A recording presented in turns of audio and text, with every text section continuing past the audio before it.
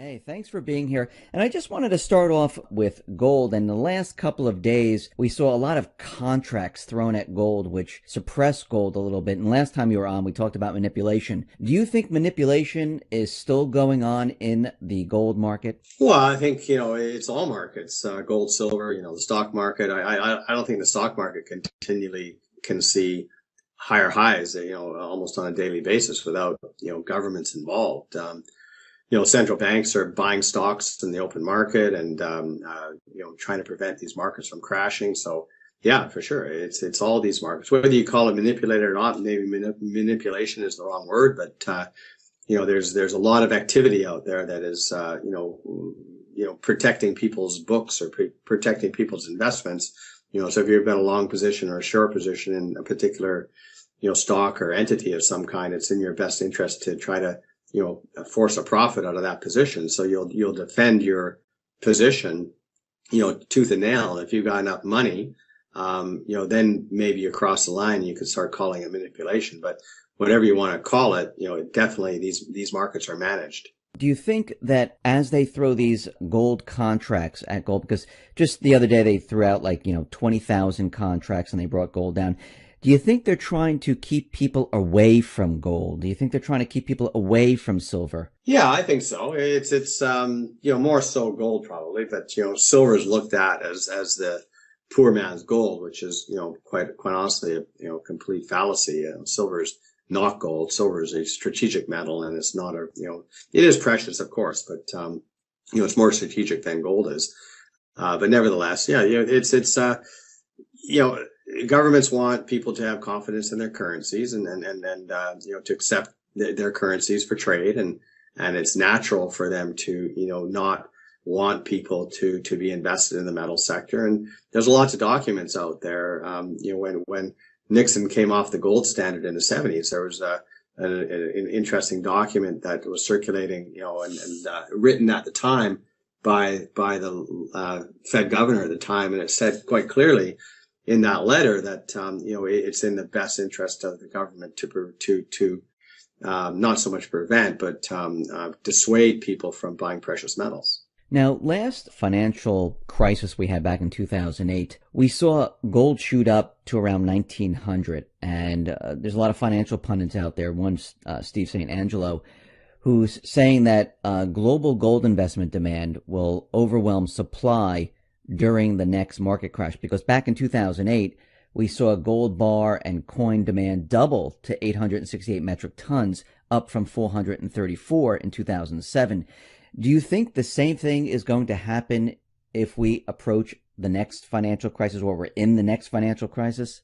Well, I think the next crisis is going to be worse than the last one. And I think the bull market, it started off, a little bit slow, and we're in a bit of a correction, within a bull market, but we're definitely started a new bull market in gold and silver. But nevertheless, I think this one that we're seeing or in the midst of, which could go 5 years or 10 years, and I don't have a crystal ball to say how long the next bull market's going to go. But the last market took gold from 250 to 1900. It's about an 8 times move, and silver went from $5 to $50, a 10 times move. And using those same types of ratios, that would take silver from its lows of, 1350 basically, or 1330, all the way up to $130 silver. And I've said this several times in interviews, and it's not the first time I've, thrown numbers out like that. And then, that would put, gold at somewhere around $8,000. So, these moves are what I'm expecting. And, I'm not sure if, I'd be running out to buy gold and silver just based on my belief. But, that's what I'm expecting to see, in the next, bull market in gold and silver. Now, very interesting that you say that, gold is going to move up, and this is what you think is going to happen, because Ray Dalio, he's on a gold buying spree right now. He added about 575% to his GLD holdings, and he's, the 8th largest holder now. Does this tell you something, that something is going on in the economy, in the market? Well, as I've said in previous interviews, I'd probably recommend he doesn't buy GLD, but I think buying the gold miners would be a much more intelligent move. But because a good gold company or silver company will move a lot more than the metal itself. But, I guess, an investor like that looks at GLD possibly as a safer investment than a gold miner. But, that's an argument that, for another day, I guess. But, definitely, guys like that are, sophisticated investors taking a position like that obviously says something about what's happening in the marketplace. And I think he's dead on, and is making definitely the right move. So if he's making this move in GLD Holdings, which is paper holdings, I mean, if we look at the miners, I mean, you're the president and CEO of First Majestic, and you're chairman of the First Mining Finance Company. If you can just give me a little, not me, but everyone, a little background of First Mining, what have you guys been up to? What have you been doing? You're on the front lines here, and what do you see coming? Yeah, well, look, I'm a bull on gold. I'm a bull on silver. So, I put together First Majestic Silver back in the early 2000s because of my view on silver, and I still have that similar view. I think silver is going to do very well over the next few years, and that's why I'm still the CEO of First Majestic Silver, because I think there's a ton of growth left, and I'm very excited about First Majestic. But in the case of First Mining, back in 2015, 2014, 2015, 2016, when I was putting the company together, I hadn't seen valuations like that in the gold space, and my technical team put together a list of targets, and I was just compelled to go out there and try to buy as many of these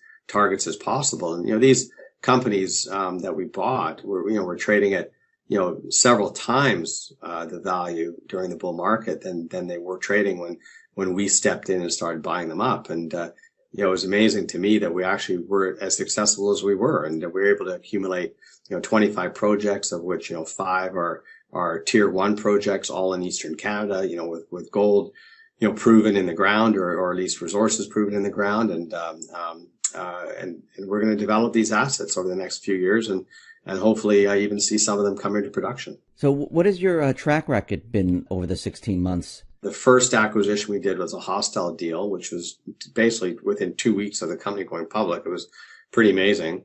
And we actually did win that battle, and we acquired the Holter project, and then we did another acquisition within weeks after that. And this is a brand new company that just went public, and over a 15-month period, I think we bought 8 companies, and of the six of those 8 were our top 10 target list. And quite frankly, I didn't even think we were going to be that successful. When we came public in 2015, we figured we could do 4 deals in the next 12 months, and that was kind of our goal. We ended up doing eight deals in 13 months or 15 months, I think it was. So we outperformed even our own internal expectations. And today, First Mining's got, I think anyways, the best gold development portfolio of any junior mining company. So we see the Fed out there, and a lot of the Fed houses talking about inflation, and they've been going on and on and on about, trying to hit this 2% inflation. And most of us realize that there's a lot more inflation out there than what the Fed has been telling us. And we're seeing that core inflation has been rising after the 6 years of deleveraging. And we see that, China, we see Russia, they've been purchasing a lot of gold. Do you think they realize that the inflation rate is much higher than what the Fed is reporting? And do you think they're protecting themselves with gold? I think they're protecting themselves against the revaluation of all fiat currencies, quite frankly. I'm not sure, if they're, bothered by interest rates or anything else. I just think they're I'm a, believer in the Jim Rickards view, whereby, he's saying that the governments of the world need to revalue gold at a certain price in order for them to be liquid, in order for them to, deal with their debts and their deficits. And I think that's where we're going. So, I think virtually all the currencies that we currently use, around the planet will all disappear and will be replaced by, some new financial system. So, that's, it probably won't happen overnight. It'll happen over time. As people get more wind of it, and as other governments get on side with that, change in the financial environment, gold prices will start to move, and we could see, multi-thousand gold prices, as a result of this new financial change. Now, the gold and silver ratio, they have been, what are they? It's like 77-1 right now, something like that. I mean, is this normal? Well, it depends on how far you go back, but look, silver silver, if you go back 100 years, the ratio was about, 15 or 20 to 1. And silver was used in, cutlery and things like that in coinage were really the only two uses. And then, fast forward to, when photography came into being, silver started showing up there. And by the mid 80s, 25% of the world's silver market was consumed by photography, of which, the majority of that was recycled. And silver didn't really find its way, into other commercial uses until after that. And now it's used in, technology, throughout the entire world. And, this call right now that we're having simply just couldn't take place without silver. So, to go green and do all the different things that we need to do as a human race to improve the way we live, requires a ton of silver. And we're mining, even though I'm a huge bull on gold. And as I said already, I think gold's going much, much higher. But silver, I still believe will outperform gold, even though gold will be going higher as well. And I think it's because of what we're mining, and I've said 100 times, and I probably will say it another 100 times, that we're mining 9 to 1. So for every 1 ounce of gold, we're mining 9 ounces of silver. And then you said it yourself, we're trading at 77 to 1.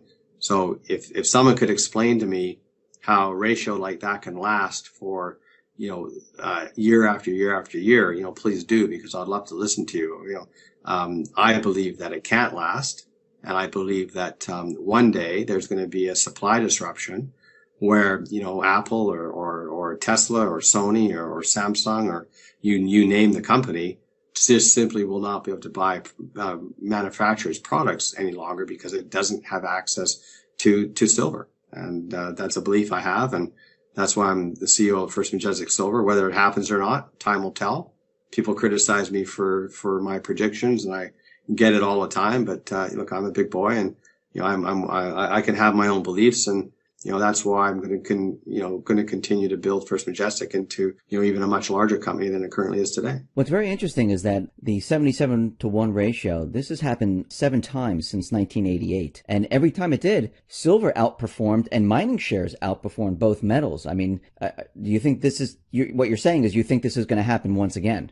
Yeah, if you go and look at our corporate presentation on our website, you'll see there's a page there that shows, I think, a 25-year chart on the ratio. And you're right, you're dead on. Every time it gets around 80 in that 80 plus or, whatever, it always corrects. The last time it hit, I think about 85 or something, it dropped all the way to 37, or maybe it was 33 in April 2011. I forget exactly what the ratio was, but either 33 or 37. But that's an amazing run where silver dramatically outperformed gold. And I think that's exactly the same thing's going to happen again. I think over the next 5 years, again, we're going to see, silver outperform gold. And I'm calling for triple digit silver. And, as ridiculous as it may sound, that's where I think it's going. And you think the mining shares are going to outperform both metals? Well, they always do. Look at First Majestic in the first 6 months of 2016, for example. The stock was down, I remember, 20% in January of 2016. Silver hit a low of 1330 that month. It was a devastating month. The miners are just being absolutely killed that month. And then all of a sudden, boom, things turned around. And starting in February, silver started to take off. And silver went to just under $21. So it had basically a $7 move from January or February to August.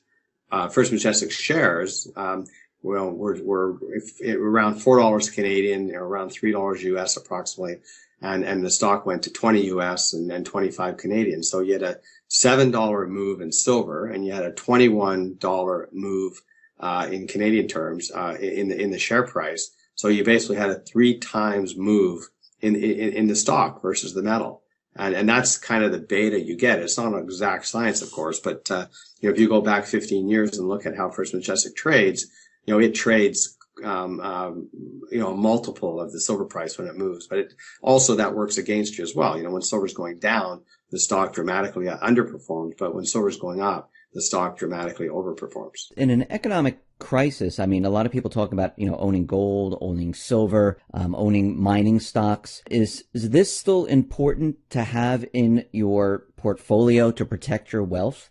Well, for me, yes. For other people, they may disagree, but it's really the tolerance of the individual investor, and what the objectives or goals of that individual investor are. And for me, I'm an expert in mining. I'm very comfortable investing in the mining sector.